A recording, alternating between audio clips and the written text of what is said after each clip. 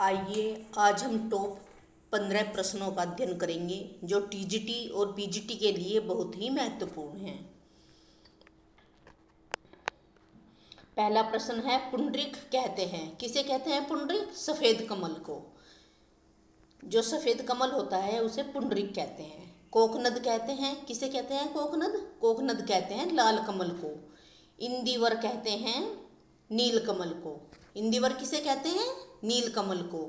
कुणाल कहते हैं कमल की डंडी। जो कमल की डंडी होती है जिस पर कमल का फूल खिलता है उसे कुणाल कहते हैं। इलाचंद्र जोशी की प्रथम कहानी, कौन सी कहानी थी इलाचंद्र जोशी की प्रथम कहानी? सजनवा। तीलिया हुक्का पानी कहानी संग्रह है, किसका कहानी संग्रह है ये कहानी संग्रह है अमितेश्वर का। कपास की खेती करने वाला निबंधकार कौन था? तो ये थे महावीर प्रसाद द्विवेदी।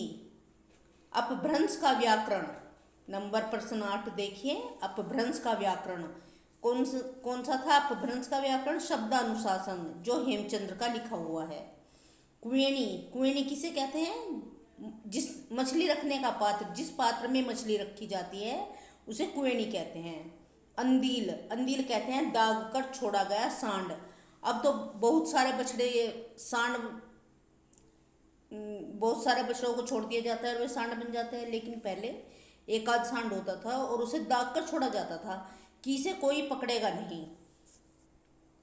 अंदील, अंदील कहते हैं दाग कर छोड़ा गया सांड।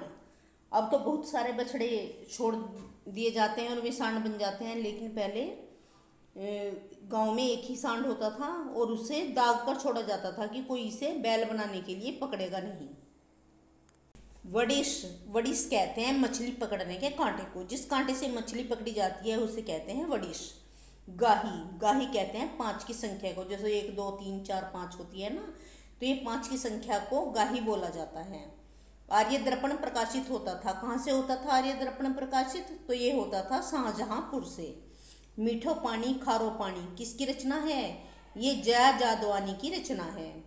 अमन का राग किसकी रचना है? ये एक कविता है और इसके रचनाकार है शमशेर बहादुर सिंह। ये सिंह पूरा नहीं टाइप हुआ है, तो ये सिंह है यहाँ पर, शमशेर बहादुर सिंह।